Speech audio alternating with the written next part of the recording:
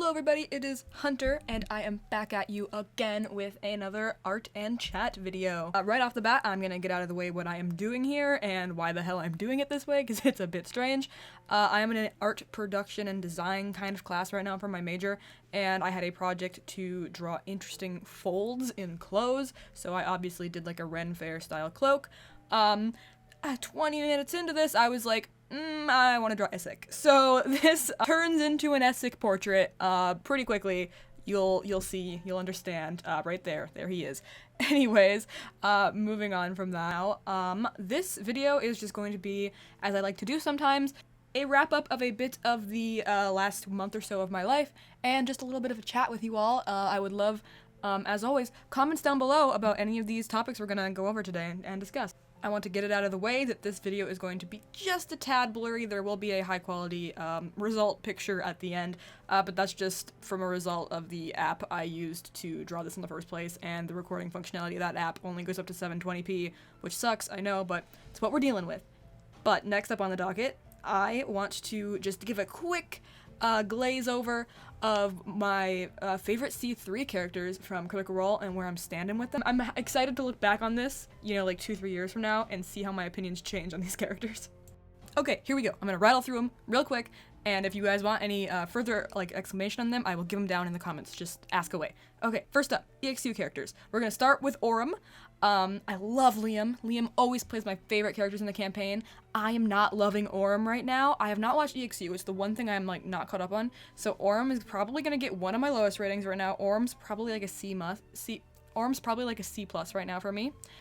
Fern, I'm absolutely loving, and getting to see Ashley shine is an absolute treat. Fern is probably like an A- right now for me. Ashton is another one of my lowest characters right now, which is crazy because Taliesin notoriously has played my favorite characters. So, yeah, Ashton is probably the same as Aurum right now for me, probably like C+ area. Imogen is the character I'm liking as a character the least right now. However, I think her story is quite interesting, so I'm gonna throw Imogen kind of at like a B-. Laudna is so good. I feel like she really is a lot of people's reason to come back right now, especially to see what happens with her in the future. She's an A to A+ for right now. FCG, I like him, but he doesn't seem overly important at the moment, so B-. Bertram didn't get enough time to shine. I don't know if the group name being named after him warranted. D+. Chetney, oh my god, guys, Chetney, A+. Chetney is in the run for my favorite character right now, which I really, really didn't expect. And finally, to round things off, guys, I am just gonna put it out there that I am in the team.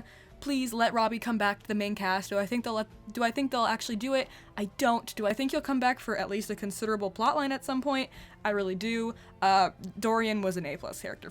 Next category of discussion here. I have been drowning in homework, guys. Oh my god, I don't know how people do 4 years of this.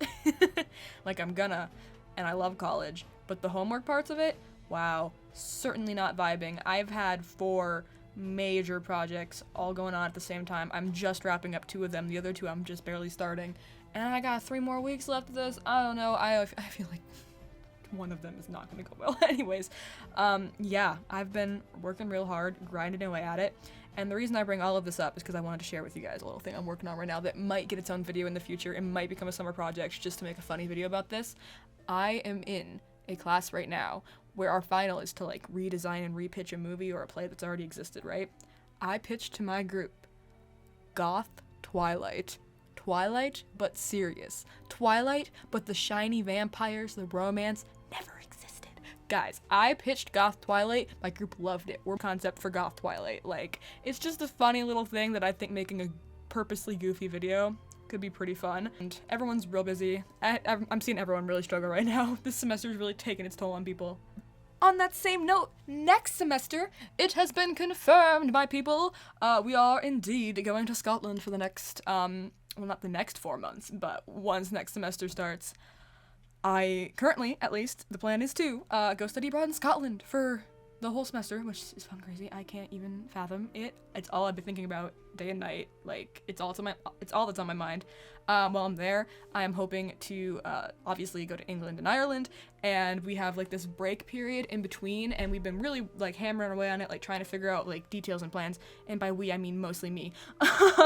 And we have a current plan to hit most of the Nordic countries, Denmark, Norway, Sweden, you know, Copenhagen, Oslo, Stockholm, and I have 2 friends in 2 of those countries that I'm really hoping to meet and see, and I have friends in Ireland and England as well to some extent. If you are from one of those 6 countries, please, I'm begging you, just send me some like cool things to do, see, touristy or non-touristy, any hotspots or places that you wouldn't think to go. I am so down to look into anything. I have a list right now that's already like over 600 locations long of like dream things we want to do.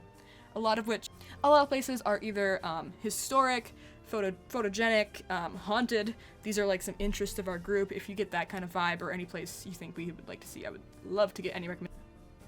I've really been getting back into the whole paranormal and ghost thing. If you know me at all, I've always loved that stuff.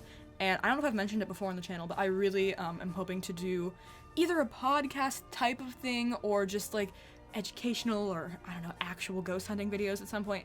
Hopefully abroad in Scotland in some actual haunted locations. I think that'd be really, really cool. Also just possibly telling some stories from my childhood, because I grew up in a haunted house, still live in a haunted house to some extent.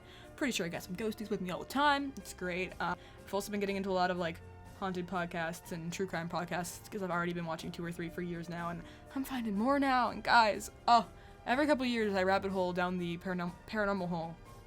And it's real hard to pull out of that one. I am so interested in all that stuff. I really want to make projects on it and with it in the future.